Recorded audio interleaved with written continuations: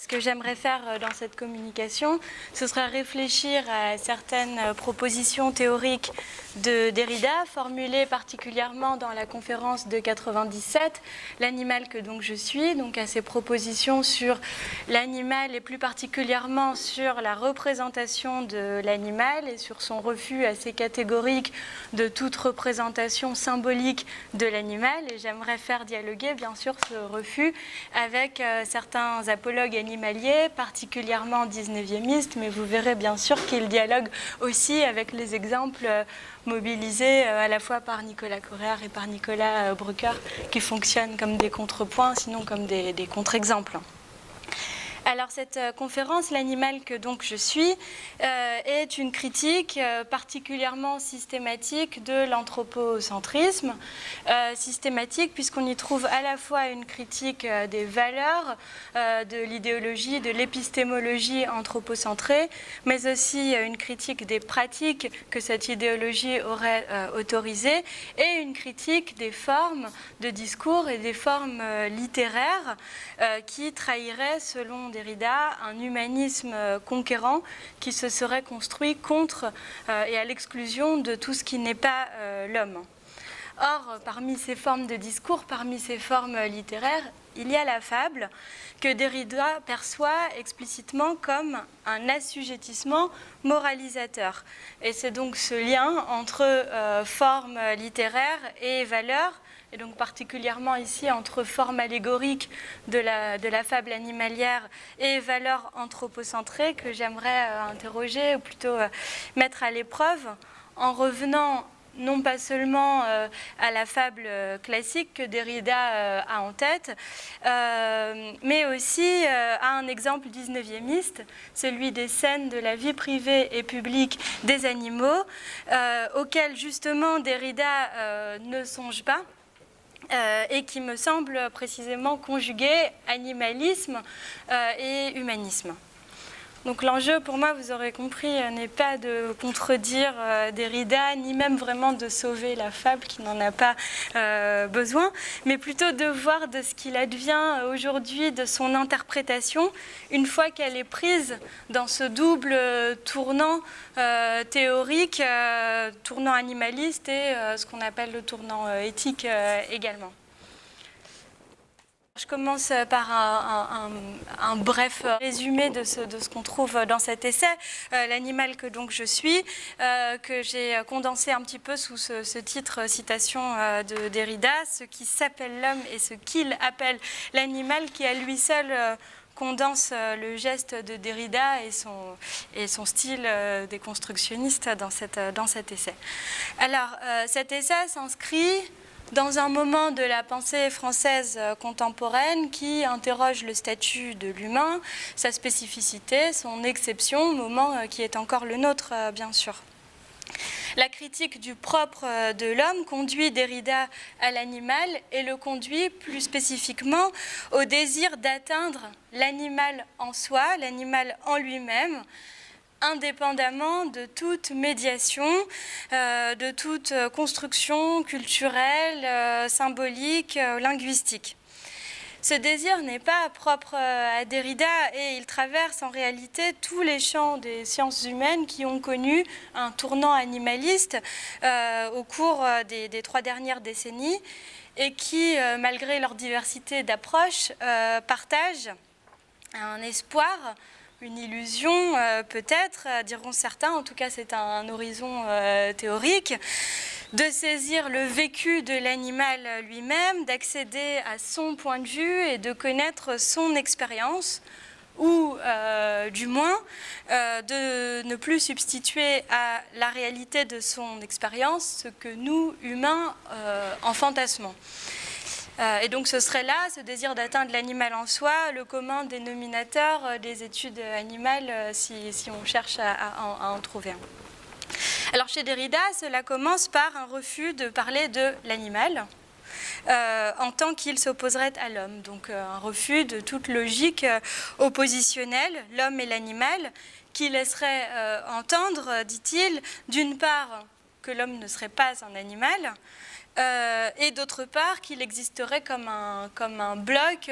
unifié qui irait de la chèvre au dauphin, de l'éléphant à la méduse, comme un bloc animal absolument symétrique à celui de l'humain. Il y aurait donc là comme une double dénégation, négation de notre origine animale, mais aussi de la diversité et de l'hétérogénéité des animaux. Et proposition de Derrida, cette dénégation serait le socle du traitement réservé aux animaux, donc de leur utilisation, de leur assujettissement et de la violence, dit Derrida, qui s'exerce contre eux et dont Derrida remarque qu'elle connaît depuis 2 siècles une accélération sans précédent, une intensification qui transforme en profondeur notre rapport aux animaux. Or, si aujourd'hui il ne vient plus à beaucoup d'entre nous de nier l'ampleur de cette domination, disparition, qui est aussi une destruction, en revanche, la singularité et la radicalité de la proposition de Derrida, et le point véritablement discutable, réside dans le lien qu'il tisse entre traitement réel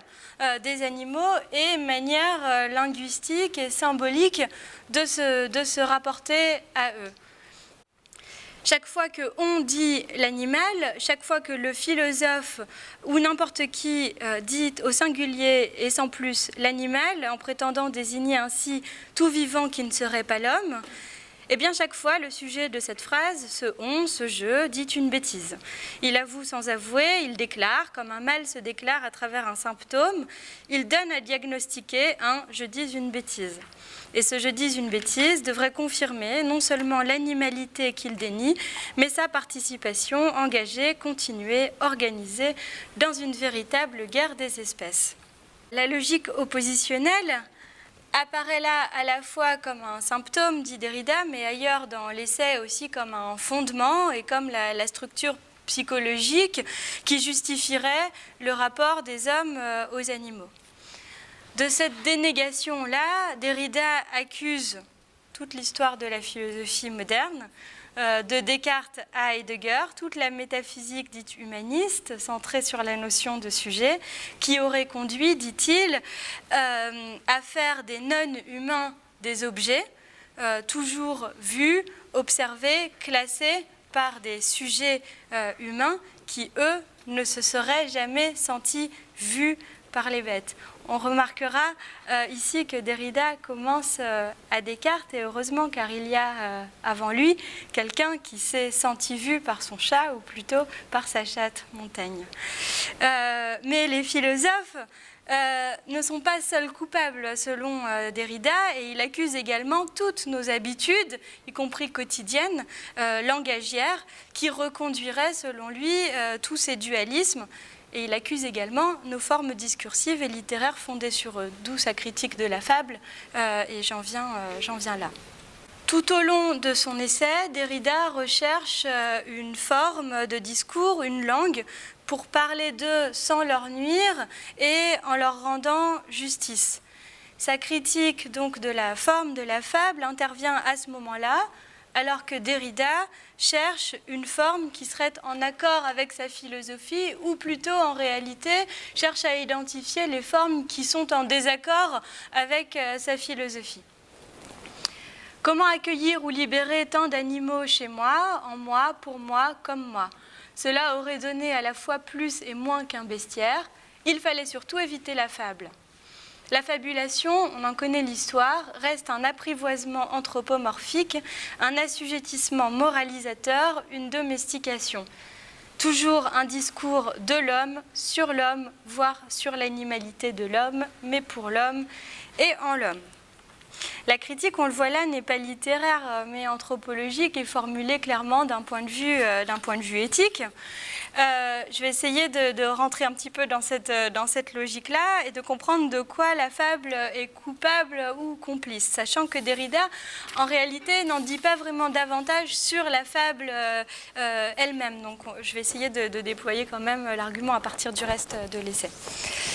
Donc d'abord, le premier reproche, ce serait que le fonctionnement allégorique de la fable, qui repose forcément sur une distinction homme-animal, pour le cas des fables animalières, reconduit un dualisme, puisque s'il n'y a plus de limite, il n'y a plus d'analogie. Donc le pacte d'écriture et d'interprétation de la fable supposerait nécessairement un dualisme,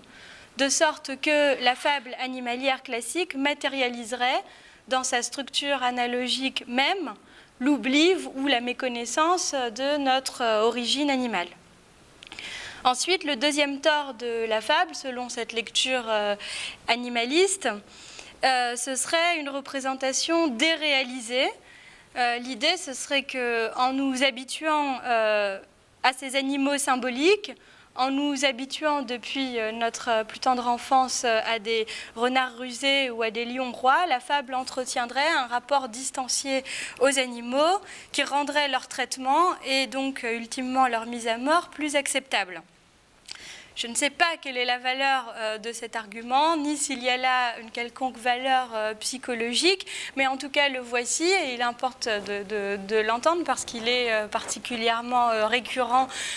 aujourd'hui dans les pratiques, enfin, à la fois universitaires et militante. L'argument, ce serait celui-ci. La représentation déréalisante des animaux serait déjà une domination symbolique sans laquelle la domination matérielle n'aurait pas eu l'ampleur qu'elle a dans nos sociétés modernes. Enfin, la troisième idée, peut-être, ce serait que la fable nous habitue à ce que l'animal nous serve. Et là, le vers très célèbre, je me sers d'animaux pour instruire les hommes, prend un tour particulièrement utilitariste qu'il n'a pas, évidemment, dans son sens premier chez La Fontaine. Donc l'idée, ce serait que l'anthropomorphisme des fables arracherait les animaux à leur monde pour les faire appartenir au nôtre. Toujours un discours de l'homme sur l'homme et pour l'homme. Alors, à l'horizon de telles propositions, et j'en ai fini avec Derrida, à l'horizon de telles propositions, chacun peut imaginer et peut-être craindre, selon les points de vue, les conséquences de telles propositions. Une relecture des grands textes animaliers depuis le point de vue de l'animalisme contemporain, une réécriture de l'histoire littéraire, et peut-être un jour, pourquoi pas, la disparition de certains textes spécistes de programmes d'enseignement. Je vais essayer d'y répondre brièvement, non pas en opposant des principes théoriques à d'autres, mais plutôt en présentant des apologues animaliers 19e dans lesquels je ne reconnais pas cette mécanique prédatrice et dominatrice, bien au contraire. Le XIXe siècle a ceci d'intéressant que Derrida n'y songe pas. Il mentionne les chats de Baudelaire à un autre moment de l'essai, mais plutôt pour dire que son chat à lui, celui qu'il imagine le regardant nu dans la scène inaugurale de l'essai, n'est pas celui de Baudelaire, justement. Et c'est à La Fontaine plutôt qu'il pense, peut-être également au conte classique, mais en tout cas, ce que Derrida a en tête, c'est un anthropomorphisme qui distingue fermement les ontologies humaines et animales et qui les hiérarchise. Donc ce qu'il a en tête, c'est un anthropomorphisme dont le dualisme se fonde sur une anthropologie chrétienne. Mais qu'arrive-t-il lorsqu'on se déplace dans un monde en voie de déchristianisation, dont les sciences naturelles ne cessent d'assouplir les dualismes et d'affirmer les parentés profondes, bientôt les descendances, entre les hommes et les autres animaux. L'exemple des scènes de la vie privée et publique des animaux invite, je crois, à dissocier l'apologue animal de l'anthropocentrisme, et en tout cas invite à historiciser l'hypothèse de Derrida, et l'historiciser pour la nuancer bien sûr. Alors, les scènes de la vie privée et publique des animaux, il s'agit d'un ouvrage collectif édité par Pierre-Jules Hetzel, éditeur d'Hugo en exil, de Verne, de bien d'autres, publié en 1942, illustré par Granville. et auquel ont collaboré toutes les grandes plumes de la Restauration et de la monarchie de Juillet. Balzac, Nodier, Musset, à la fois Paul et Alfred, Sand et Hetzel lui-même sous son nom de plume, Stahl. Tous obéissent à la même contrainte d'être des récits à la première personne, racontés par un animal lui-même et à chaque fois par un animal différent puisqu'il s'agit de faire monde, de faire microcosme. Quelques exemples de titres: Les peines de cœur d'une chatte anglaise, L'histoire d'un merle blanc, Les contrariétés d'un crocodile, etc. Alors, si les fables de La Fontaine étaient traversées par la querelle des bêtes, les scènes de la vie privée et publique des animaux, quant à elles, défendent un continuisme biologique, non pas encore darwinien, mais déjà lamarckien, et défendent également, pour poser le cadre idéologique, et défendre également une pensée républicaine soucieuse des plus faibles ou des plus affaiblis et songeant déjà à la protection, bientôt aux droits des animaux. Ainsi, la nouvelle de Balzac, qui est intitulée « Guidane à l'usage des animaux qui veulent parvenir aux honneurs », se situe au cœur de la querelle dite des analogues, qui opposa en 1830 Cuvier et Geoffroy Saint-Hilaire, mais la raconte du point de vue d'un âne à la fois témoin de la querelle et témoin intéressé puisqu'il est cobaye. Cette énonciation animale fait du récit un plaidoyer sur l'intelligence et la perfectibilité des animaux dans la continuité de certains textes qui ont été mentionnés précédemment, dans la continuité également du discours à Madame de la Sablière, à ceci près que c'est ici l'âne qui enseigne lui-même la leçon de son intelligence et de sa perfectibilité à son maître. Quant aux droits des animaux, droits des bêtes dans ce texte, il y est fait explicitement référence dans plusieurs des contes et nouvelles, et notamment pour la référence la plus explicite et peut-être la plus célèbre, par la chatte Beauty, qui est l'héroïne et la narratrice des peines de cœur d'une chatte anglaise de Balzac. Plus encore, l'ensemble des apologues est précédé d'une scène inaugurale, sorte de récit cadre, où l'on voit tous les animaux du recueil se réunir, avant d'aller chacun raconter leur histoire, se réunir en assemblée générale pour se libérer du joug de l'homme. Je lis un passage de ce prologue, donc c'est les animaux narrateurs.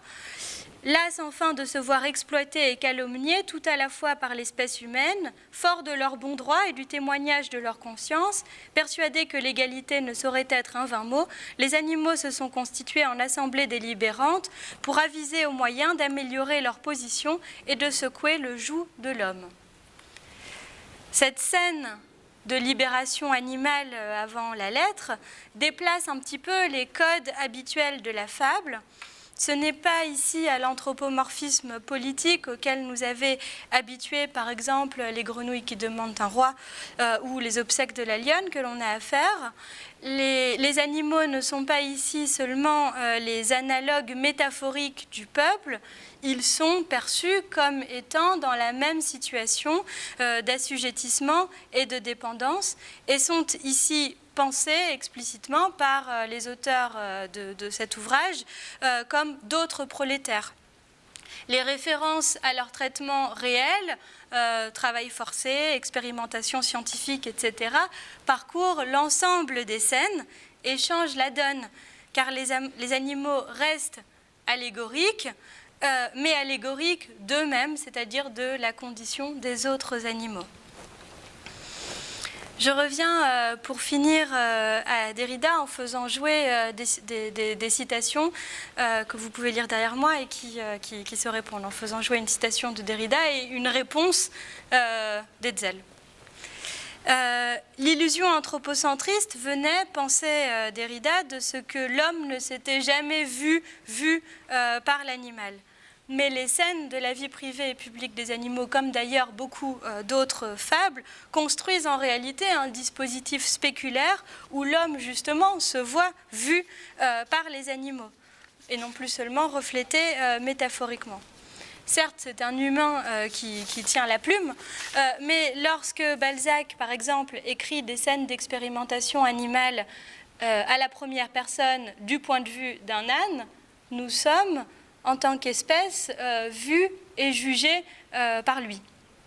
L'âne y est transformé artificiellement en zèbre pour perturber les classifications, pour alarmer les savants et pour alerter la presse, et il est le narrateur de ses propres souffrances. Se dessine ici la possibilité donc d'une fable animalière et animaliste qui serait le lieu possible d'une contestation de l'orgueil anthropocentriste et d'une réflexion sur la différence anthropologique et le statut de l'humain. Cette possibilité, bien sûr, était déjà là avant le XIXe siècle et était même déjà là chez La Fontaine, que Derrida vise pourtant quand il parle. Et j'ai tenté de le suggérer en ornant les diapositives d'illustrations de Gustave Doré, dans lesquelles précisément l'animal nous regarde dans les yeux. Donc cette possibilité était déjà chez La Fontaine, notamment dans les fables du second recueil, et particulièrement dans celle portant la trace de la prise de position de La Fontaine pour Gassendi et contre la théorie de l'animal-machine. La querelle de l'âme des bêtes qui traverse le fablier classique est un grain de sable que Derrida ne prend pas en compte, un grain de sable dans une mécanique pas toujours aussi dualiste qu'il voudrait le croire. Autrement dit, l'animal réel est parfois à l'horizon de l'animal allégorique, même chez La Fontaine, et les analyses de quelqu'un comme Olivier Lepâtre sont un petit peu centrées là-dessus, sur cette idée. Certaines fables invitent particulièrement à ce type de lecture, notamment celles qui prennent pour point de départ des réalités animales, comme les fables sur la domestication, sur l'apprivoisement également, ou sur la sauvagerie. Je pense, pour les exemples les plus célèbres, aux fables Le loup et le chien, ou bien Le cheval s'étant voulu venger du cerf, dont le premier vers, « De tout temps les chevaux ne sont nés pour les hommes », pourrait être entendu, lu, comme une invitation aussi à voir le cheval réel derrière le cheval allégorique et le loup derrière le loup. Non pas pour rétablir une lecture absolument littéraliste et très réaliste contre les textes, mais plutôt pour une lecture